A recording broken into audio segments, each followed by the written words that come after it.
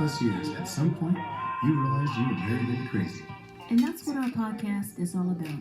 We offer love, laughter, and a dose of reality as we unpack this crazy thing called marriage. So sit back, relax, and get your ear hustle on. It's time to start the conversation. All right, let's go.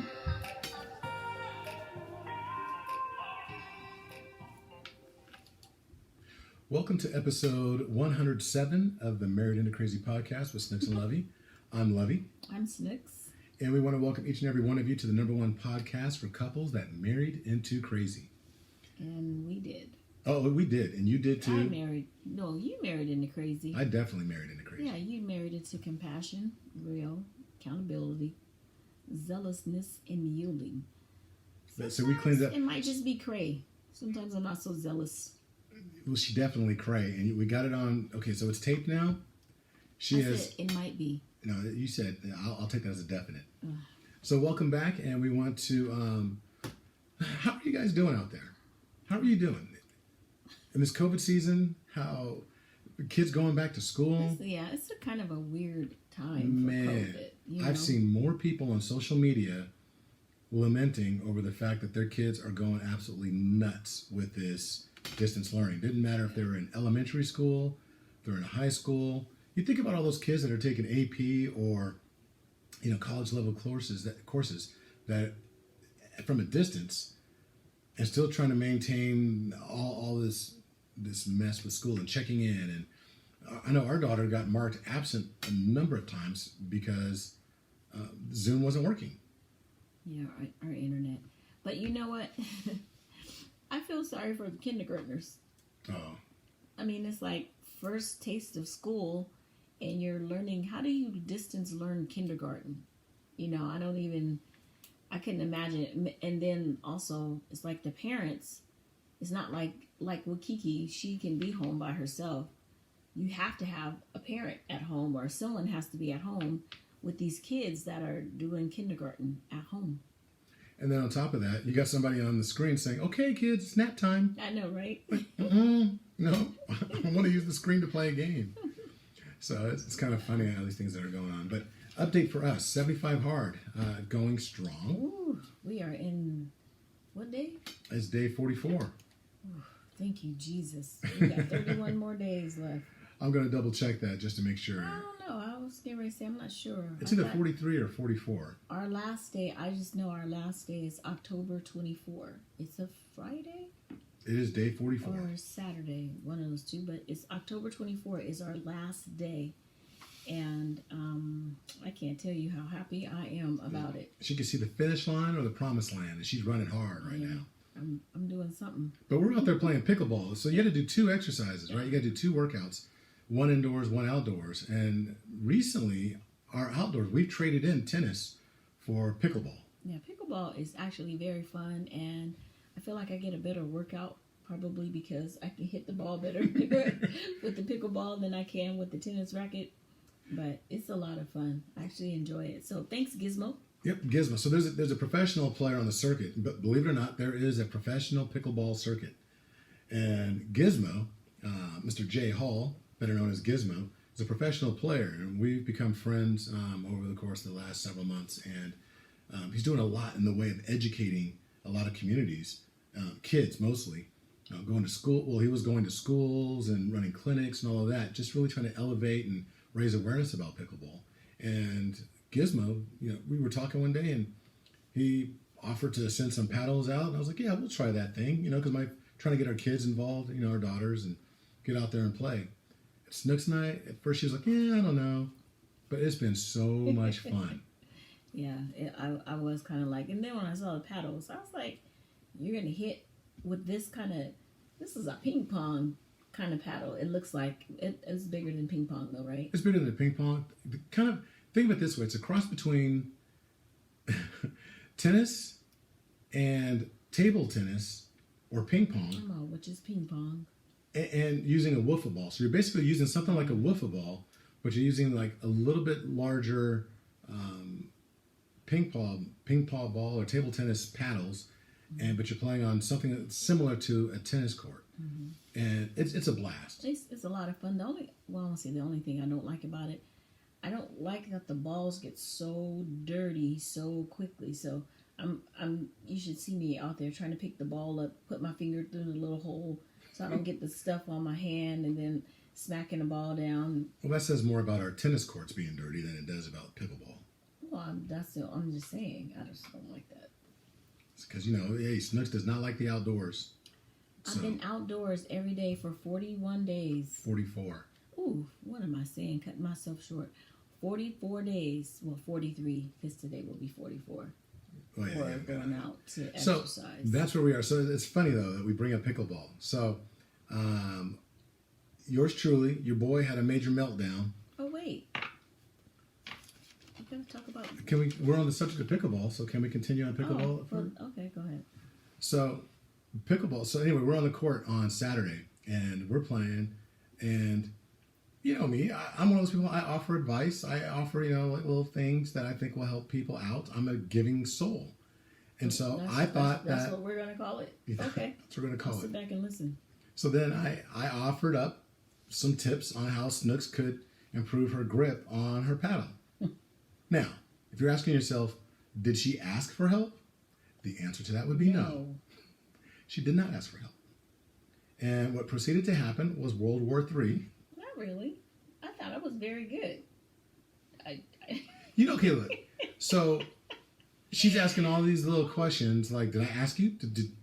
Was I doing something wrong? But you know how people ask questions, oh my but it starts to like Okay, digging you a little bit more.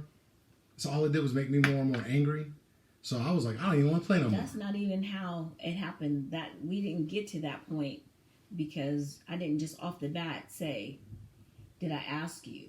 So Lovey That's what it felt like. was like, "Oh my gosh, big baby man was like, when you hold the ball, when you hold your racket, do you hold it like when you swing?" That's what you said. When you swing, are you swinging like this or do you swing like that? And I just looked at him and I was like, I just swing. Well, because I think that if you hold it this way or you swing this way, and so I proceeded to go just like that, deep sigh. For those of you on YouTube, you saw the look. And then he got upset. What is it? Why are you getting so upset? I said, I'm not getting upset. He's like, all I'm trying to do is tell you how a good way to blah, blah, blah. And I'm trying to encourage you. And I'm trying to give you tips. And I'm like, did we not just learn this game together? Have you known how to play all this time? I said, did I not get the ball over the net in the spot where I'm supposed to get it? So the issue was, I think, is that I got it in this, in the square where it's supposed to be, but I didn't get it to him. So I don't think, Lovey, because you already said earlier that you didn't really feel like running and whatever. So we're kind of just trying That's right. If we're going to play the game, trying hit the ball to me. I don't want to run. We were trying to just volley, but I hit it over and got it to at least, if we were keeping score, it would have been my point. But he was just so mad. And I was like, he's all, fine, I just don't want to play no more. And I was like, okay, we don't have to play. Let's go home. Because I'm not finna argue with you. I don't even understand. It wasn't even Blah, about, blah, blah, blah, it was not about you hitting the ball. It was about when I was trying, you were badgering on. I was not badgering. On why I was offering it to you. So No. I just thought, No. I wasn't think the kids badgering. would side with me. I was not badgering you. You got upset, and then I said, but did I ask you for help? Did I ask you? Your advice is unsolicited. I didn't ask. I was like, so basically what you're doing is you're playing, but you're watching me and you're scrutinizing what I'm doing or how I'm holding the paddle for you to always have something to say about you could do it this way better or you should do it that way better. Always? That was my first time. That day. Oh. Okay. So welcome to our life. Hold on. Let's talk about tennis. You did the same thing in tennis. No, I didn't. Oh, okay. What did I do in tennis? Oh my goodness. You talk about the way I hold the racket. He was like, oh, so are you trying to hit it like, are you? I was like, oh, okay. I see you. I let it go. Oh, no. I let it go. When I asked let that, it go. You were complaining. She was complaining about her wrist hurting. Were you or were you not? Not that day. Oh, no. You gonna say, oh. So she was complaining about her wrist hurting. So because her wrist was hurting, I inquired about how she was holding the racket. No, that was not the time that you inquired. Yes, it was. About That's how my I was story, holding and I'm the sticking to it. racket. When he says that, he knows he's wrong. She lie. She lie. So anyway, So we're going to come back to this. So he It was acted poor ugly. communication. he Actually, it was good acted- communication. It was just unwanted communication. No, But we're going to talk about he was communication very here in just a aggressive second. in his communication. I was like, "Ooh, you're not finna act like I was that assertive on the court." with my communication. Anyway, So, but real quickly, we want to do a spotlight on a business. So we have a listener, one of our listeners, who hails from New York, Ruthie why did I Chisholm. say that? Yes, Ruthie Chisholm. And Ruthie is I said this earlier. I will always say this about Ruthie. Ruthie was the very first person that actually, outside of our family, outside of people who we told, hey, listen to our podcast and tell us what you think. Ruthie was the very first organic person I should say, review that we received. And she was lied, like, but she said family. Our friends listened. Our family did not. Oh, okay. No, sis listens. Oh, true. Okay, see, look at, I corrected him, girl. Anyway, so she sent this email. I remember we were at She didn't go into detail now. volleyball game, whatever, and the lights were out. Remember the power was out, and so we're sitting there, we're waiting. The girls are on the court, whatever, and so Lovey's like, "Oh, we got this email," and I was like, "Okay," and so he proceeded to read the email, and it was very encouraging, and it was very timely also. So, and it made me tear up. So Ruthie, thank you. You'll always top honors, girl. Anyway, Ruthie wrote a book, and it's called Sister Knit, and it's on Amazon, and the reviews are great. Fire reviews, all 5 stars. Please look at this illustration. Look at these colors popping, very vibrant. Sister Knit by R.L. Chisholm. Go get the book. Support her. I can't wait to read it. Like I said, the reviews are great. No, it's about something to do with women during the Obama. Well, not just. Well, it's about. It's a knitting group, basically, and it's during the Obama era. So I'm sure there's a tie in there. So, well, Snooks is going to chime in from time to time as she's reading the book and let us know how it's going. And she's not going to give anything away, so there won't be any spoilers. But I expect a report on. I want a book report. Okay. Anyway, hey, so definitely go out there, go on Amazon and check out the book Sister Knit. That's Sistaah Knit, Knit By R.L. Chisholm. Look it up, Very beautiful. and if you're compelled, and we're asking you to, go out and support a local author. Somebody, when I say local, I mean somebody that's grassroots that is growing up. So anyway, we're gonna kind of jump over to the topic of the day, which is communication. Let's take it back to the pickleball court. To when Lovey was acting ugly. But also, it's funny that happened because last week we got an email also. And so I was like, oh, all the men just acting up right now. So, so I'm going to read this email. It says, Snooks and Lovey, my girlfriend said I was too aggressive when I talk. In fact, we got into a disagreement about it.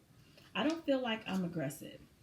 I'm just matter of fact, point blank, period. I told her, if anything, she's too passive and more on the sensitive side. I've heard you talk about your personality tests and how they are different. Do you have this type of conflict? If so, how do you resolve it? Yes, we do have conflict. Even with As stated on the podcast now. even with the assessment, the personality test you're talking about is the DISC assessment. And DISC is, DISC, and each one of those talks about a specific behavioral trait or a preference or a tendency that we all have. No one individual is just one of those traits. We're a blend of all of these specific traits. I like to call them like the pilot, the flight attendant, the ground crew, and the air traffic controller, because each of those personality types or those caricatures or people that you can think of, each exhibit a certain trait. And so like me, I'm considered more of a pilot, somebody that, likes just, I get in the plane, I fly from point A to point B. I'm not going to sit here and chit chat with you. Flight attendant is that person that goes up and down the aisle, talking to everybody, making sure everybody's, having a good time just super chatty. Super chatty. I'm a high S, high C Ground crew. And air traffic controller. So what are some of the traits for a ground crew? Ground crews are supportive. It's about pace, how you do things, the way they support others. Right, just like with your luggage and all that. Okay. You just cut me off. No, I'm sorry. And then the air traffic controller, they tell you where to go or how to get to your destination. So I'm about a lot of policy, procedure. I'm not very, I don't say I'm very talkative. I'm cool in my lane, stand by myself. So. Right, and so all those different things that you have make up the disc. So that's that personality test that you're talking about. But even in knowing all that and even coaching individuals, we have clients that we work with, that we help them by identifying those, and it helps them kind of put the puzzle pieces together to learn how to communicate all that much better. But here's the humaneness or the humanity of us. Even in knowing that, we still have some quirks every now and then, like my little meltdown on the pickleball court. That's like the economics teacher that's at college level teaching economics and teaching people how to make money, but they're driving a rusted out 1978 Volvo. And you wonder, how is this person going to teach me how to make money when he's driving a rusted Volvo? Well, it's funny. I'm just using it as an example, but everybody has room to grow. And I can honestly say that I was in the wrong on Saturday. And I'm sure Snooks is about to tell me. Just a second ago, I had said that you said I had aggressive communication. I felt like I was being assertive in the moment. Okay, so it's good that you say that, because when you talk about communication, the communication styles, there are 4, basically. There's passive, passive-aggressive, aggressive, and assertive. So I think what happens is, maybe because of your pilot, you're just, I want to get it out. This is how it is. This is how, you unsolicited advice me. Okay. No, but I'm just saying, it felt aggressive because of the way that pretty much, it wasn't the question, but it was the response to my deep sigh. So you asked the question, and I did that, and so that's when the aggressiveness pretty much came about. It was your response to my body language or whatever. It's like you didn't appreciate what I was saying, or my lack of wanting your advice or something like that. I don't know. In 25 years of us being together and almost 24 years of marriage, I know that deep sigh. And so that's a trigger. That's one of my triggers. Whatever. So anyway, I just want to talk a little bit about, if I can, like just the different, like I said, the different communication styles. So and he mentioned that his girlfriend, he felt that she was passive. So I want to just talk a little bit, let's touch on what passive is. So passive is not really expressing your feelings, your needs, or your ideas. You're like allowing others to step on your rights, to be heard, and they're choosing for you. When there is passive communication, so an example of that is like, oh, I'm sorry I made you mad. I'll do whatever it is that you want.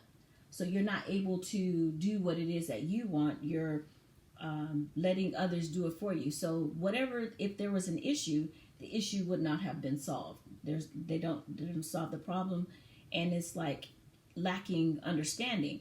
One thing about passive communication, it can lead to passive aggressive communication, where you're not really being honest about how you feel. I mean, you're not honest.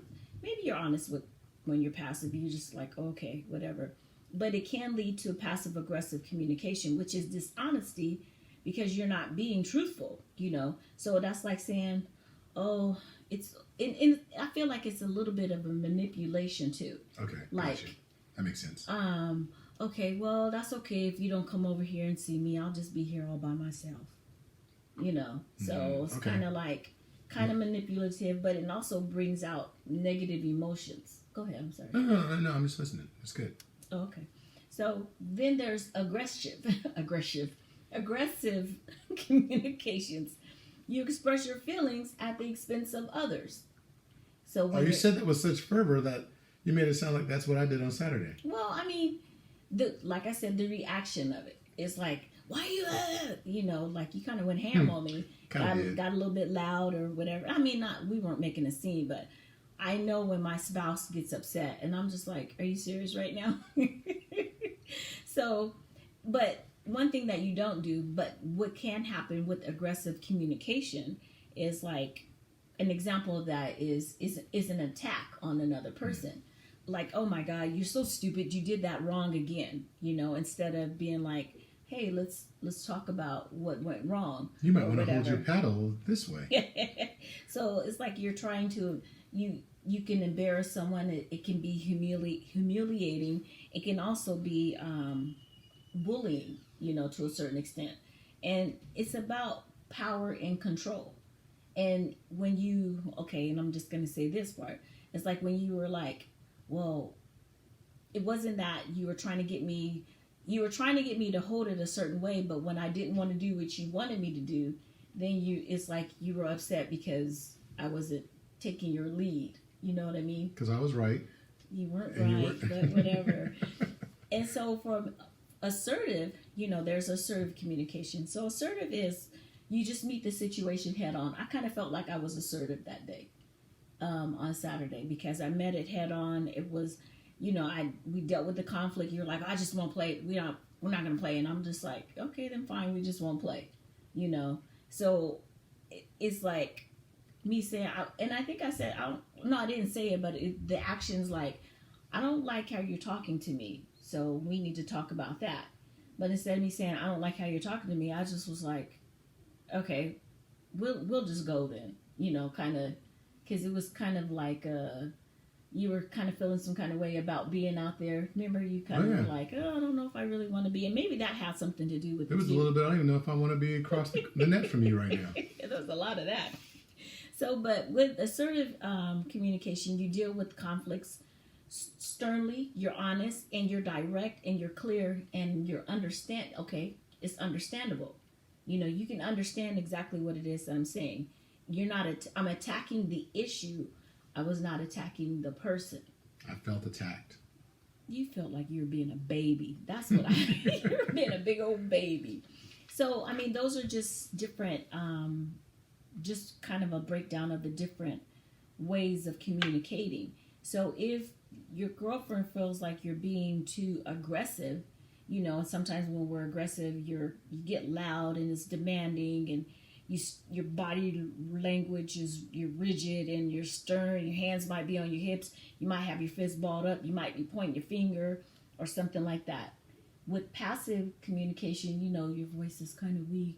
Okay, very soft, more like you won't really typically look at the person. Your posture is like you're not standing straight up. You're more stooped over. And you probably tend to fidget some. Assertive, you're pretty firm. I'm relaxed, but I'm just not going to, I'm looking at you. We're having eye contact. I'm standing straight up, but I'm relaxed. I'm not, boring holes into your head when, like as an aggressive behavior, you're not just looking, you're staring at them. It's like you're trying to exert your will in a sense, and you're loud and, so. That's good. No, I like all that. I mean, and I will say that based on your definitions, I was definitely aggressive. I was not assertive. Yeah. And I was wrong, and I've admitted as much. Well, I mean, it's not about, Lovey, you did, I one thing, too, I think that is important is that, we found the victory in being able to move on. Like I said, I know that I already knew you kind of had some, when you don't want to do something wholeheartedly, you're just like, oh, I'm out here because I got to be out here. And then when the situation doesn't go you didn't the way do what I told you to do. Yeah. So I knew, I was like, okay, that's not you. It's like you're not that guy who's just like a big bully, and I call you a man baby, but I was a big old baby Huey. Yeah. So. But so that and it's funny, so there's different ways to communicate. There's, with your words, of course, and expressing yourself. There's body language. I mean, I'm just curious. What did my body language look like? You were, did it match my aggressiveness? You were stiff, but you were like moving your hands and like, Are you serious right now? Kind of. Super animated. You weren't like it wasn't embarrassing. If people didn't know who, it wasn't like we were like super loud and people were like, oh my god, look at them, you know. But I mean, I was just like, are you serious right now? that's how I was. So, but back to the email, you know, when these are some things to think about when, I mean, ask yourself when you're talking to your girlfriend, how loud are you? You know, what is your body stance? Are you, you know, pointing your finger? Are you demeaning her in a sense or in a way? Are you saying things that attack her character or her person, I should say? If she does something wrong or she doesn't agree with what you're saying, are you oh my god, you're so dumb because blah blah blah whatever. And it's more of that than it is like, oh, okay, well, I see what you're saying, you know. Well, I don't agree with it, but, you know, it's... You still need to have rules of engagement. Mm-hmm.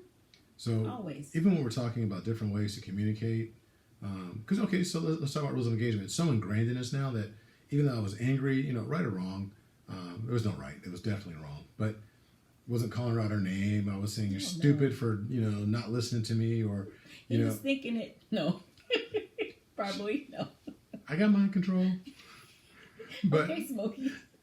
But it's one of those things where there's rules of engagement. There's just some things that you just don't do, and if you start to engage or ensure that you practice those rules of engagement often, then you'll know that you don't. It becomes that much easier for you to ensure that you never have to, I guess, think about it. It becomes second nature, to where it's just your normal way of actually engaging with each other. It's not like you have to really try so hard not to call her out her name or not to raise your voice or not to act, you know, like take an aggressive posture. The more you practice, like, okay, these things are off the table. I just got to make sure I never do that. Whether it's part of who you are or what you've been used to or what you've grown up around, I think that helps. But there's different ways that you should be communicating. I mean, I think we should be mindful of the words we use. Mm-hmm. The manner in which we use them, you know, like our body language. Mm-hmm. To me personally, like what are the different ways of communication? You said there's three. There's talking, there's listening, and there's also body language. See, and I think that there's a fourth, but that's not what we're going to talk about tonight. I think the fourth is in texting, in social engagement. I think that there's a new one. I don't know how new it would really be, but I think that's up for consideration as well. That's true. Because there's a whole generation now that their major form of communication is via text, and so much is lost in translation because there is no body language with texting. There's no true voice, you know, because unless you use like caps or whatever, all caps. I mean, then that means you're yelling. Why are you yelling at me? But I think a lot of times, even if you but now a lot of people just use all lowercase just because they're lazy and don't want to actually make it capital. Well, I actually know someone who just uses all caps. That way she doesn't have to go back and forth. Everything is all caps. I called her one day. I was at work and I was like, why are you angry? She's like, what are you talking about? I said, you sent me this email and all caps, and you know, she started laughing. She's like, no, I just use all caps because I just don't want to have to toggle back and forth. It's just easier. It's quicker. So, you know, it's not, she didn't think about the way that the perception. She just thought about getting her message across. And that's another form of a thing with communication too. You're not thinking about the perception or how the information is being received. You're just thinking about, I just need to say this. Right. So. Well, no, and I think that's there. I mean, that's there, meaning that's another form of communication that we should take into consideration because so many people are texting now. Mm-hmm. And then also, and okay, so let me just say this too, just talking about being passive part. So last week I had my certification, and Mustafa said something that it stuck out with certification for what? Oh, for extreme execution. I don't know. You got certified. You're asking it. Was that with a question mark at the end? I said extreme execution. Sounds like a question mark to me. Anyway, see, you're bullying me. You're bullying me right now. You're bullying me. She is a certified extreme execution coach. Yes, I am. She's a life coach now, certified, and certified intermetrics consultant as well. So congratulations. Thank you, sir. So anyway, so you were talking with Thank you, Mustafa. kind sir. So, but Mustafa said something about passive, being passive. And what he said is, it just kind of resonated with me. He said, when you think about passive, being a passive person is suffering in silence. You know, I never thought about being passive that way, but it fits so perfectly because you give up your rights. You're not expressing your feelings or your needs or ideas. You allow other people to step on you, you know. And everyone, you know, when they so passive.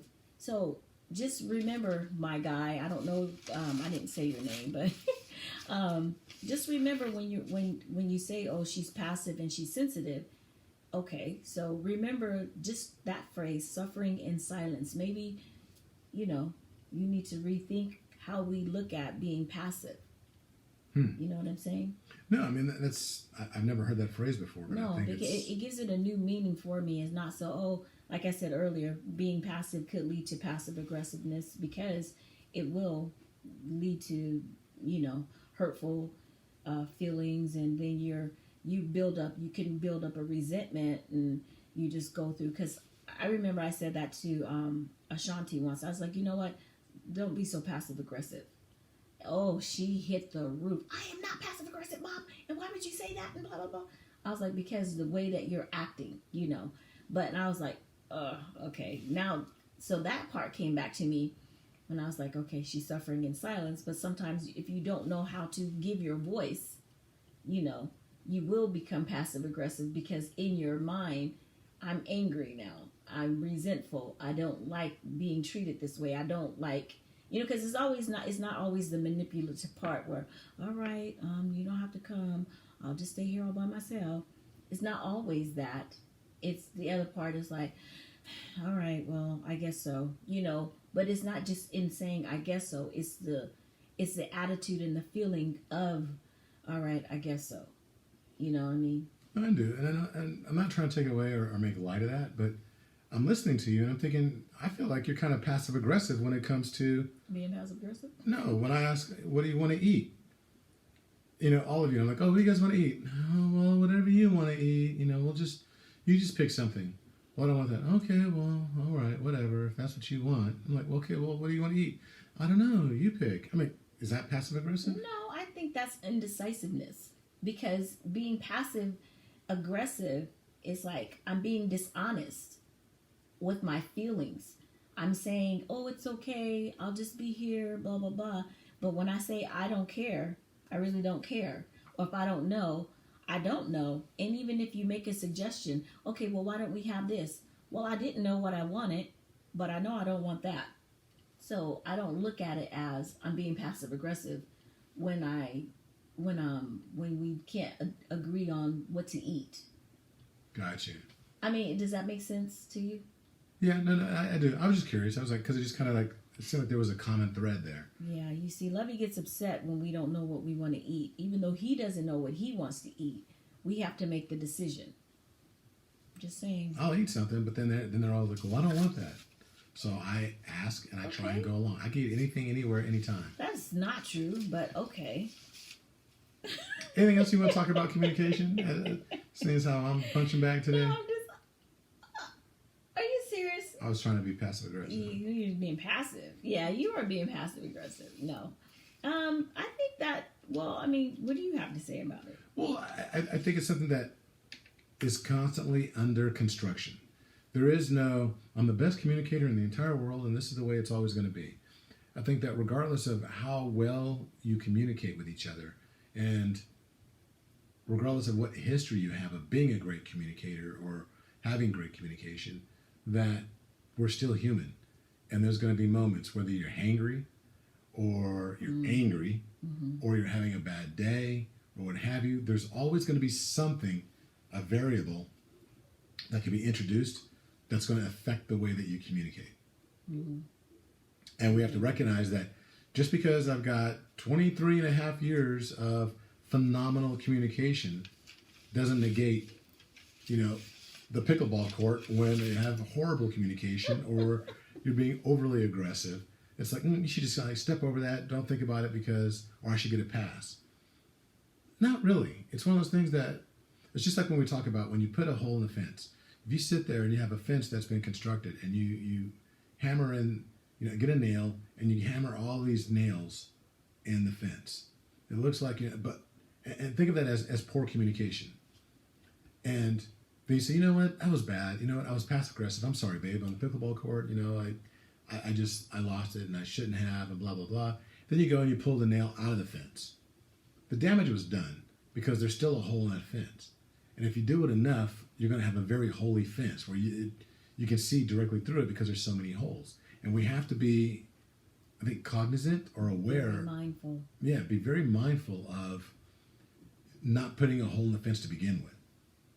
Mm-hmm. And so we have to get better at recognizing when our energy is off, when we are in a bad mood, or something is just off kilter. Sometimes all it really takes, and I wish I would have done this, knowing that I was just a little off for whatever reason that day, I probably should have just said, Snooks, you know what, I'm feeling some kind of way. I don't know why.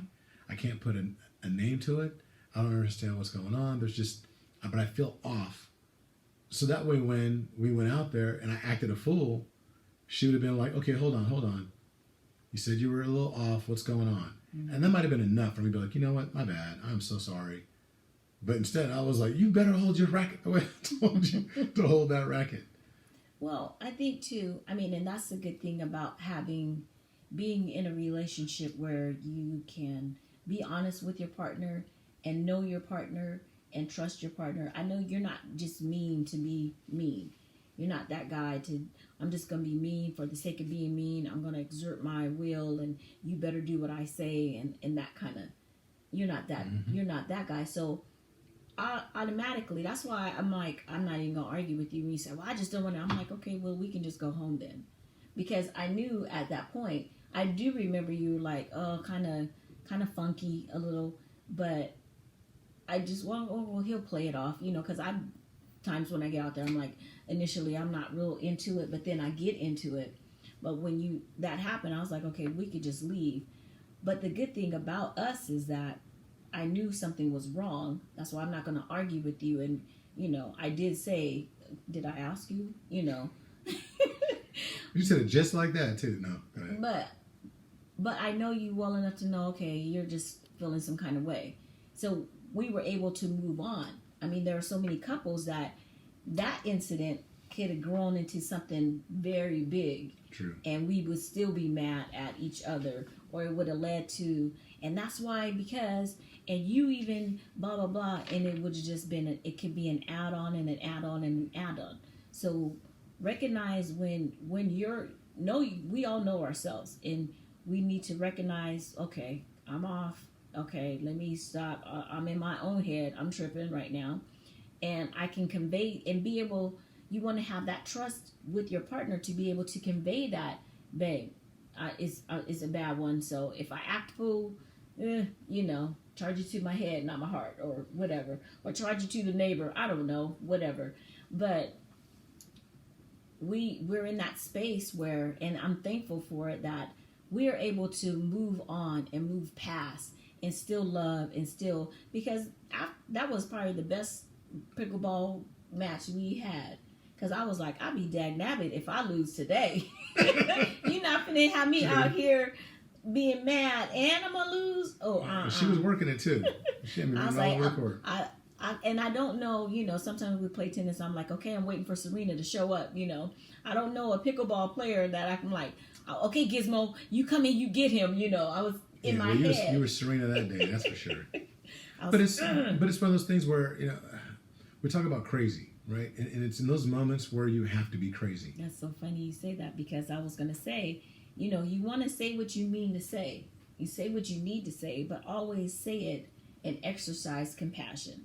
You want to be real. You still have to have accountability. Don't lose the zealousness, but also be able to be yielding, and all that stands for crazy.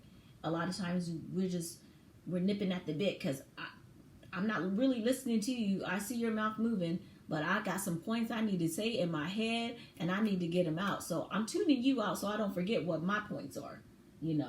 Some of us communicate like that. Nothing gets resolved when that happens. And it's funny because if you would have been a spectator watching us on pickleball court, after the little blow up in the very beginning, there was not a word said between us. We did not talk at all. But For 30 minutes. for 30 minutes, we just sat there and just 30 played. minutes, we just played. And by the time we got in the car, it was good. Mm-hmm. We were all right. Yeah. So your boy messed up. Yeah, she over there talking about, he mad. But it all worked out. But, it's under construction. That's every couple. You're going to have these ups and these downs. But stay committed to working through it. Mm-hmm. And that's the thing, too, I feel like about this podcast is that, we started this podcast because we want to touch millions of couples. And it doesn't matter where you are in your relationship. You can always get to phenomenal. You just have to do the work, You just stay crazy. Even those who've been married 35 years, stay crazy. Don't get complacent. Don't let the C for compassion move to complacent. Stay crazy. And, with us we're very, very transparent on our podcast, and we talk about our shortcomings and the mistakes that we've made. And, there's still a whole bunch that we haven't covered, but we've made those errors.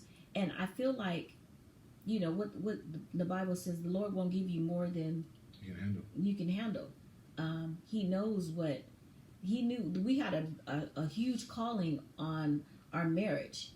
Even when I was trying to tear it down, or not tear it down, trying to break it up, I wanted to leave. And the Lord was like, no, because he had an assignment for us. I didn't know that back then, but that's the good thing about being this podcast, just being very transparent, because we've even gotten some testimonies or emails from... And we'll read that next time. Yeah, because we were able to be open and share something, someone else felt compelled to do the same. So that's what this is about. Nope, I agree.